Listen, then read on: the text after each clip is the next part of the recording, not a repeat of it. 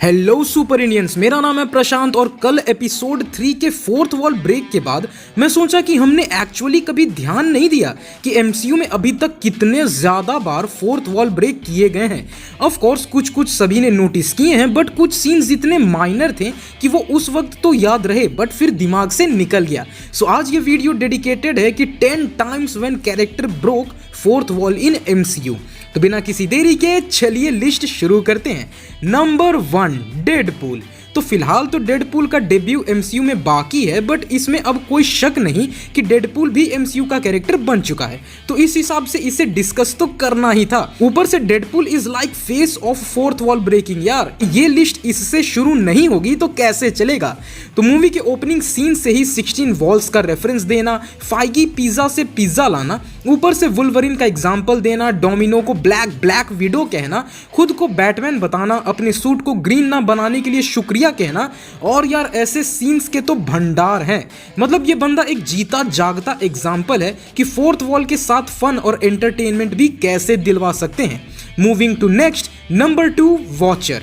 तो what if की series में नजर आने वाला कॉस्मिक चाचा जिसे मोहल्ले की आंटियों की तरह ताका झांकी करने की आदत है, वो कैरेक्टर पूरा बेस्ड ही था फोर्थ वॉल ब्रेकिंग पे। इनफैक्ट वॉचर का एक डायलॉग कि too bad this might spell the end of the world but that is a story for another day, ये एक सीधा रेफरेंस था कि वो मल्टीवर्स की इन कहानियों को व्यूवर्स के लिए नैरेट कर रहा है, जो बस कुछ और नहीं बल्कि एक एंटरटेनमेंट का रास्ता है। तो ये बात वॉचर को पता होना बहुत बड़ी बात है कि वो कुछ और नहीं बल्कि एक एंटिटी है जो बस दूसरों का मनोरंजन कर रहा है। Now number 3, vision. तो थोड़ा सरप्राइजिंग है, बट हाँ जी, विजन ने भी फोर्थ वॉल ब्रेक करा है।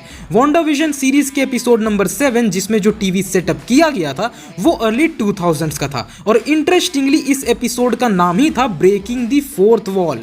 तो ऑब्वियस सी बात थी कि ऐसा कुछ तो होगा ही। और इसी एपिसोड में जब विजन डार्सी के साथ होता है तो ट्रक में बैठे बैठे अचानक से विजन कैमरा की तरफ मुड़ के कहता है, what am I doing sitting here talking to you, जो कि एक सीधा इंटरेक्शन था हम व्यूअर से। तो ऐसे मोमेंट के लिए विजन को चुनना सच में क्रिएटिव डिसीजन था।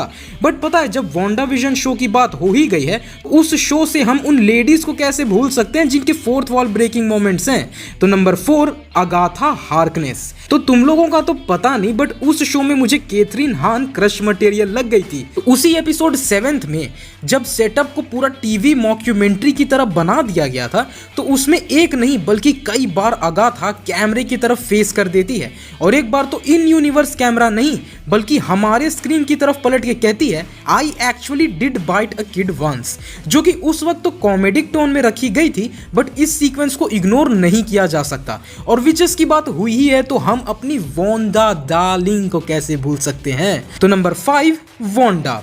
तो भैया वांडा विजन शो तो नहीं बल्कि ये बारी आई Doctor Strange in the Multiverse of Madness में, और ये मोमेंट आया था जब 616 वाली वांडा ड्रीम वॉकिंग करके अपने 838 वाले वेरिएंट के कॉन्शियसनेस को ओवरटेक कर लेती है, और जैसे ऐसा होता है वो कुछ पल के लिए सीधा हमारे कैमरा लेंस की तरफ पलट के हमें देखती है और फिर अपने बच्चों की तरफ चली जाती है। बट उन कुछ मोमेंट का वो फोर्थ वॉल ब्रेक को अभी तक का सबसे खतरनाक मानूंगा मैं, कॉज उस सीन में वांडा के चेहरे का एक्सप्रेशन ये साफ बता रहा था कि उसका ये एक्स्ट्रा कॉन्शियस होना कितना खतरनाक है और अब आगे क्या होने वाला है। तो वांडा विजन शो के इस लिस्ट में अगला नाम है बिली और टॉमी मैक्सिमोफ का, यानी हमारे नंबर 6 और 7। तो 6th एपिसोड में जहां हैलोवीन वाला सीन चल रहा था, तब ये दोनों भाई स्क्रीन के तरफ मुड़ के बातें करना स्टार्ट कर देते हैं, जहां बिली को इस बात की खुशी होती है कि वो किस तरह आज कोस्प्ले करेगा, वहीं टॉमी को इस बात की खुशी होती है कि किस तरह आज कैंडीज मिल सकते हैं। एंड एक पॉइंट पे तो बिली स्क्रीन की तरफ मुड़ के हमें बताता है कि किस तरह जब से अंकल पिएत्रो आए हैं तब से मॉम कुछ अजीब बिहेव कर रही हैं। तो अपने ये क्रिंज डुओ इन्हें भी फोर्थ वॉल ब्रेक मोमेंट दे दिया गया। नाउ नंबर 8, बेबी ग्रूट।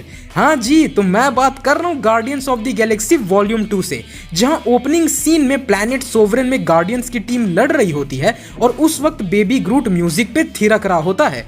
उस सीन में एक मोमेंट पे थोड़ा गौर करना, जब बेबी ग्रूट उस चूहे जैसे जानवर के ऊपर चढ़ा होता है और जब उस पे से गिरता है ना, उस वक्त कैमरा इतना जूम होता है कि ग्रूट कैमरा की लेंस से टकरा जाता है। तुम्हें लिटरली वहाँ टक से आवाज भी आएगी कि जैसे ग्रूट कैमरा से टकराया है।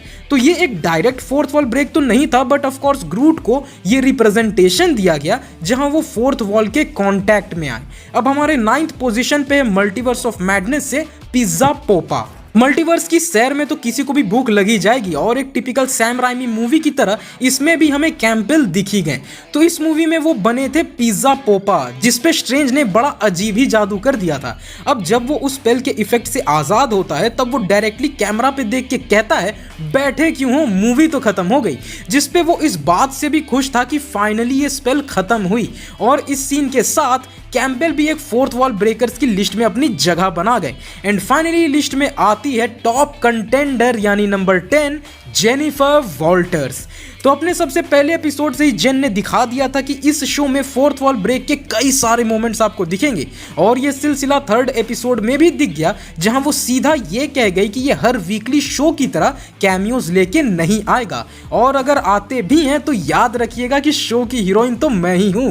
तो ये दिखा गया कि जेन को ना ही सिर्फ अपनी बल्कि बाकी शोज के बारे में भी पता है जो चल रहे हैं, जो कि काफी अच्छी बात है क्योंकि वो इस तरह शी-हल्क को उसके कॉमिक काउंटर पार्ट की तरह बनाए रख सकते हैं और एक फन कॉन्वर्सेशन भी बना रहता है व्यूअर्स के साथ। तो इसी के साथ मैं तो ये लिस्ट एंड करता हूं एंड सच में चाहता हूं कि आप इस सीरीज को कंटिन्यूड रखो यार, कॉज छप्पर फाड़ बवाल तो नहीं बट ठीक ठाक एंजॉयबल शो तो है ही। और अपने एपिसोड 3 के रिव्यूज भी हमारे कमेंट सेक्शन में आप बता सकते हो क्योंकि आपके ओपिनियंस पढ़ के ना सच में बहुत मजा आता है, क्योंकि यूनिक आइडियाज होते हैं, लोग डिस्कस करते हैं, तो ये जान के सच में अच्छा लगता है। पीस।